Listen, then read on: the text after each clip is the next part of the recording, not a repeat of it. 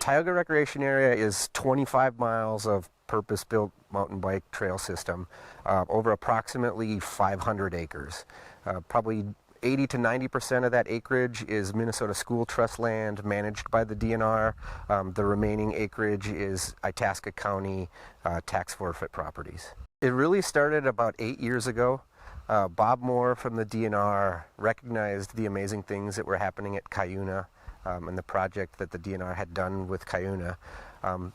Came back, recognized the asset that is this Tioga area, and contacted members of GRIMBA, the Grand Rapids Itasca Mountain Bike Association, and started the conversation about, hey, we could do this in our backyard. You know, something like this would work here. And then that really expanded into the city of Cohasset being involved. And I would say between the DNR, GRIMBA, and the city of Cohasset, that's really where the project starts. Obviously, eight years later, it takes a lot of financing, a lot of design and engineering, and a lot of kind of heavy lifting to get a project like this across the finish line. Tioga Recreation Area, along with Redhead and Giants Ridge, were really all part of the IRRB mountain bike project. So we got to leverage a lot of those resources. So we leveraged the project management and the design aspects of it. We'd actually gone through a couple different designs that, looking at this facility, but really being a part of that IRRB project management group, that's really who did a lot of the design. This project was approximately $3 million, with funding sources as diverse as that you could imagine. It's a $300,000 investment by the city of Cohasset. It was approximately $150,000 in local residents and businesses, and then it's really kind of three large funding sources from the IRRB, Minnesota State Legislature, so there's bonding dollars associated with it, and then the Greater Minnesota Parks and Trails Commission.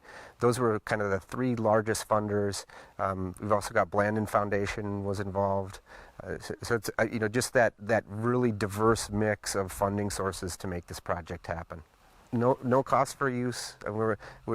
I think at some point we'll try and put out a donation box. But I mean, I think with the funding sources that we are, even somewhat surprised to achieve, it made it easy for us to make this a free park system that everybody can utilize.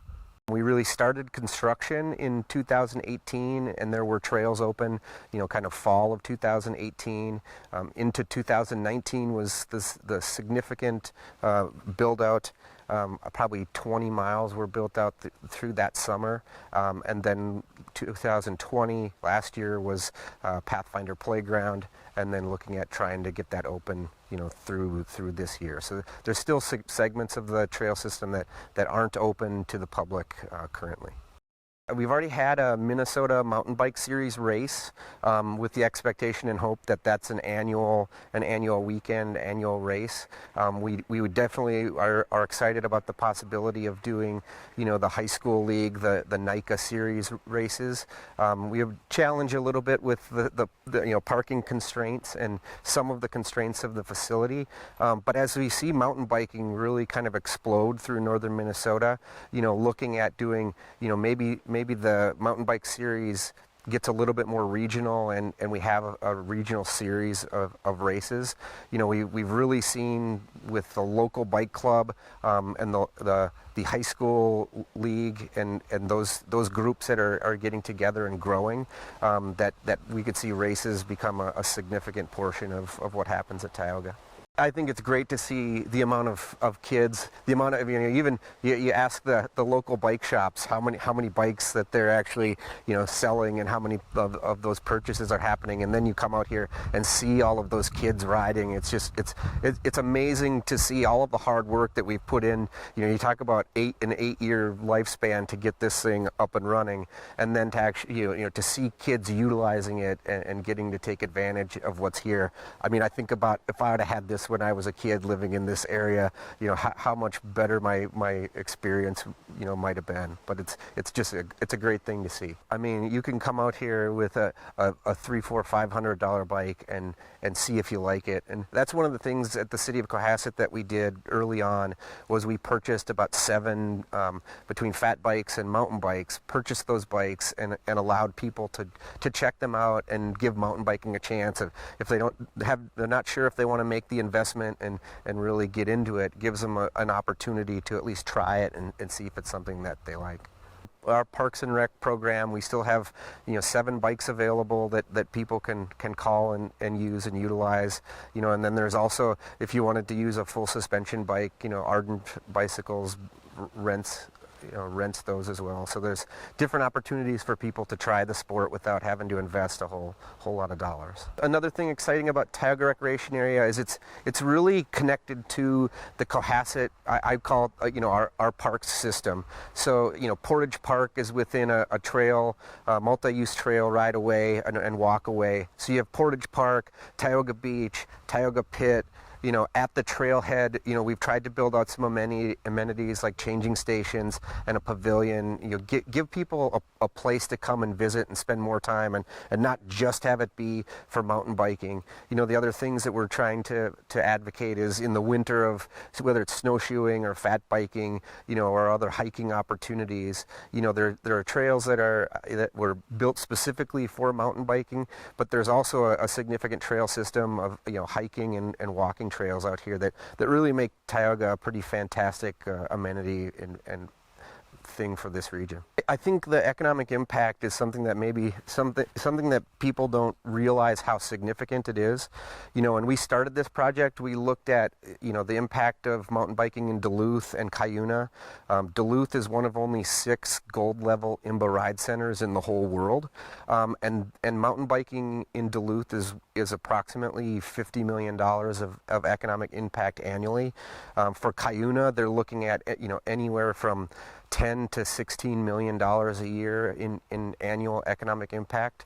We put it in terms of, so the study that had been done a few years ago with hockey in Grand Rapids, Minnesota, worth approximately $3.4 million per year. We're estimating, based on 35,000 annual users, which we've seen, that mountain biking just for Tioga in the Grand Rapids Cohasset area is approximately a $3 to $4 million annual economic impact. To me, the fun fact about Tioga is where it sits in context with mountain biking in the greater region. You know, there's been almost $40 or $50 million put into mountain bike trails in northern Minnesota in the last 10 years.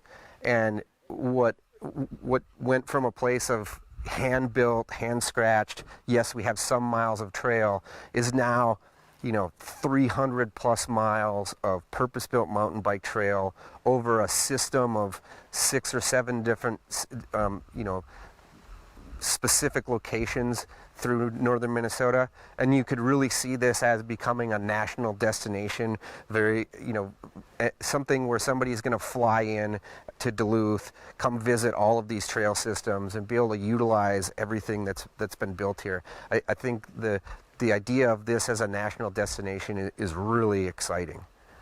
Think about what this facility and area was. I mean, yeah, there's a few, you know, rudimentary trails and a little bit of a system, and some people were utilizing it, but the amount of people that are using this facility, I think, you know, it's such an amazing addition to our community and such an amazing place and thing for people to have and utilize. You know, I mean, it's amazing what it will do for attracting tourists, but it's amazing for the people that live here, you know, to have this in our backyard and have it be developed and being utilized. I think it's such an amazing opportunity.